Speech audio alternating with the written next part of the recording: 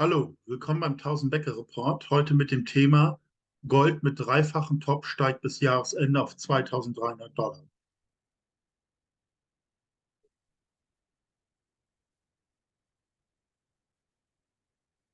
Disclaimer.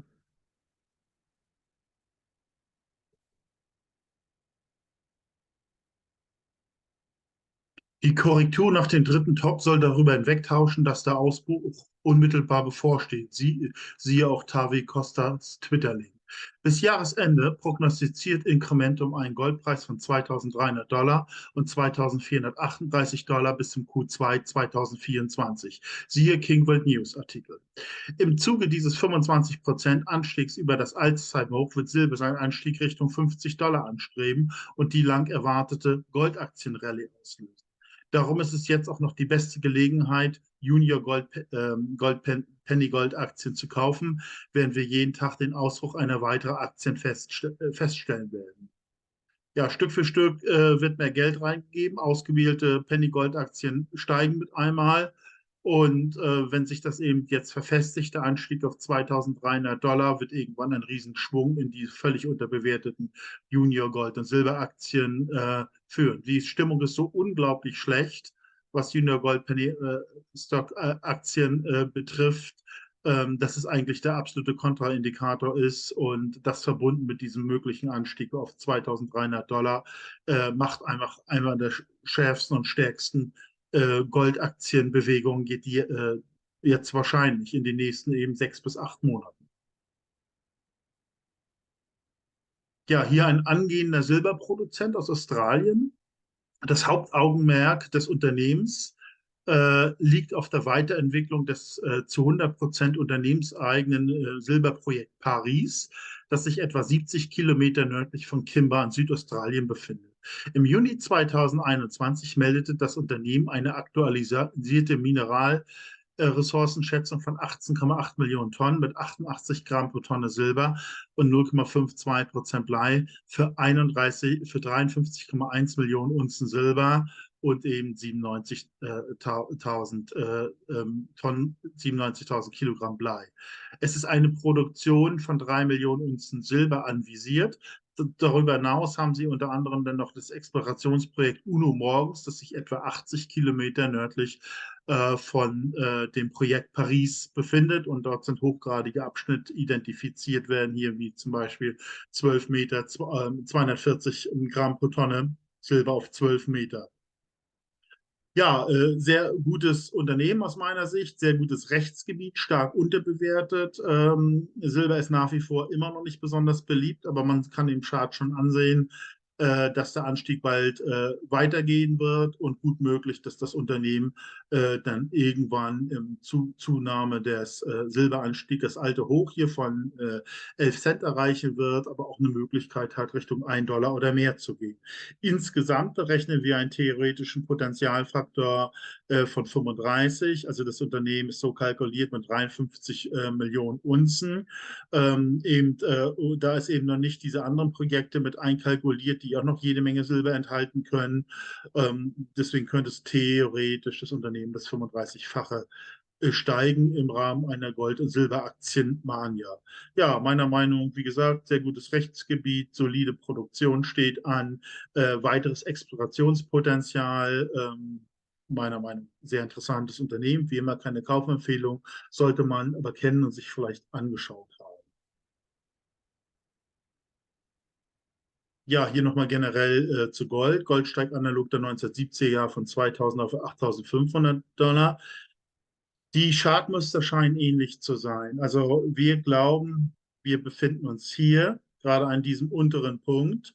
Ähm, es ist nochmal unglaublich schlechte Stimmung erzeugt worden, nochmal im Gold- und Silbersektor, aber eben auch gerade im Goldaktiensektor. Und das wird damals 1978, Ende 1978 nicht anders gewesen sein, als diese Korrektur anstatt. Da haben auch viele Leute gedacht, es geht wieder runter. Und was kam denn? Eine Vervierfachung des Goldpreises, hier von 200 $ auf 850 $. Heute sind wir ungefähr 2000 $ und das würde dann theoretisch bedeuten, weil die Verhältnisse heute sind noch viel, viel extremer. Die Geldmengen sind viel größer gerückt, dass es theoretisch höher als 8500 $ steigen müsste. Das hat eben damals dazu geführt in den 70er Jahren, dass sich diese Pennygold-Aktien hier von 5, 10, 20 Cent auf 10, 20, 30 Dollar gestiegen sind.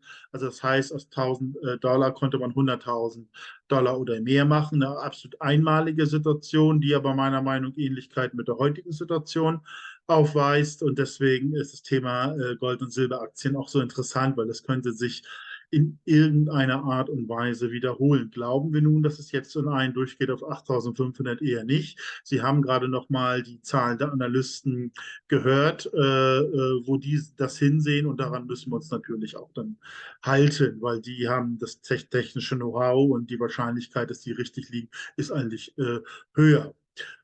Ja, also wir sehen vermutlich diese Jahresende 2300 und Q1, Q2 dann 2400. Damit ist Silber dann im Bereich 42 bis 50 vermutlich irgendwo. Und das müsste dann der Maximalpunkt für diese Goldaktienrallye, für die Goldaktien sein. Und das ist dann vielleicht ein Zeitpunkt, die möglicherweise zu verkaufen.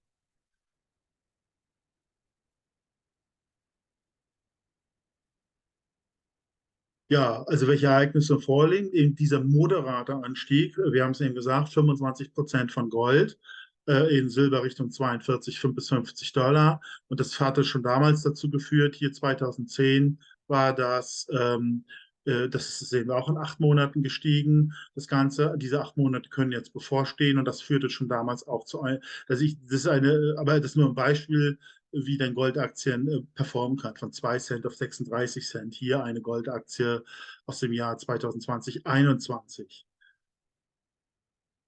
Ja, es ist immer noch eine Unterbewertung, die absolut extrem ist. Hier rechts ist der Goldaktien-Goldindex, also wird einfach Goldaktien als Klasse mit Gold versehen und Sie sehen seit 1996 im Bärenmarkt und eigentlich jetzt erst das Boden gefunden und damit hat es im Prinzip haben wir überhaupt gar keine Fallhöhe mehr. Es ist sehr wahrscheinlich, dass es einen extremen Ausbruch nach oben gibt und das würde dann als die größte Goldaktienrallye aller Zeiten eingehen, aus dieser extremen Unterbewertung ausbrechen. Gleichzeitig sind Junior-Aktien gegenüber Senior-Aktien extrem weit auseinander, bewertungsmäßig. Und weil wir es hauptsächlich auf Explorer und Junior-Aktien fokussieren, glauben wir, dass sich das auch im Rahmen dieser Rallye auf 2300, 2400 Gold eruptionsartig ausgleicht. Das heißt, dass beides zusammen ist dann der Treibstoff, das aus Pennygold-Aktien im Wesentlichen Dollar-Aktien oder mehr wird. Wie hätte man 1970 den Goldaktienmarkt optimal gespielt? Man hätte im Grunde genommen einfach Goldaktien ständig kaufen müssen, nachkaufen müssen, vielleicht auch Rückgänge einfach aussitzen müssen, verteilen und so weiter und so weiter. Dann wäre irgendwann mal der Primärausbruch gekommen und hätte diese völlige Übervertreibung verkauft. Und dann hätte man einfach die Assetklasse gewechselt und zum Beispiel Top-Fonds oder Top-Aktien wie Berkshire Hathaway gekauft. Und aus dieser einfachen Transaktion mit quasi 50 Dollar hätte man bis 1999 $1 Million gemacht. Wie gesagt, das ist der Blick zurück. Das soll helfen, gewisse Aussagen und Abschätzungen für die Zukunft zu machen. Das wird sich natürlich nicht so wiederholen. Ja, Ereignis 2, Ereignis 3. Je mehr die Goldaktien steigen, desto mehr steigt das Risiko. Das heißt, die minenproduzierten Länder könnten Ärger machen, Extrasteuern, Eingriffe, Verstaatlichung. Das muss ein Bewusstsein. Aber auch das eigene Bankensystem muss viel Energie investiert werden, damit das aufrechterhalten werden. Auch da könnte es Probleme geben. Also von diesen beiden Seiten werden wir bedroht. Deswegen ist es relativ ratsam, Gewinne relativ früh zum Beispiel für mehr Gold und Silber zu nutzen. Dieser ökonomische Tiefpunkt hier 1980, das war also ein Maximalpunkt, wo Silber seinen Höchstwert erreicht hat, 50 Dollar. Und da war es eben so, dass Mike Maloney hat es herausgefunden, dass man für 500 Unzen ein Haus kaufen. Und das ist der ökonomische Tiefpunkt, also der Gold-Maximalpunkt. Man konnte eben für eine Unze Gold einen Dow Jones kriegen. Und heute glauben eben viele, dass es diesmal sogar noch tiefer runtergeht. Das heißt, man kriegt für eine Unze Gold 2 Dow und möglicherweise für 250 Unzen ein Standardhaus. Gut, das wird man sehen, aber die Situation ist extremer und es ist gut möglich, dass es diese sozusagen negative Übertreibung gibt. Fazit, Multiplikation der Gewinne aus den Ereignissen. Man muss im Grunde genommen die Gewinne aus dieser Inflationskrise, die jetzt bevorsteht, oder Währungskrise oder einfach Goldmania, einfach ausnutzen, maximal von profitieren Und ab irgendeinem Punkt, wo die Maximalwerte für Gold und Silber erreicht worden sind, das Reinvestieren einfach in klassische Aktienvehikel wie Topfonds, Top-Aktien oder Einkommen produzierende Häuser, whatever. Und das würde dann einfach bedeuten, rein theoretisch, rein hypothetisch, wir investieren jeweils 200 €, machen für 25-fach mit Gold- und Silberaktien, kaufen davon mehr Gold und Silber. Das geht bis zum Maximalpunkt, steigt das insgesamt schätzungsweise um das 3- bis 4-fache.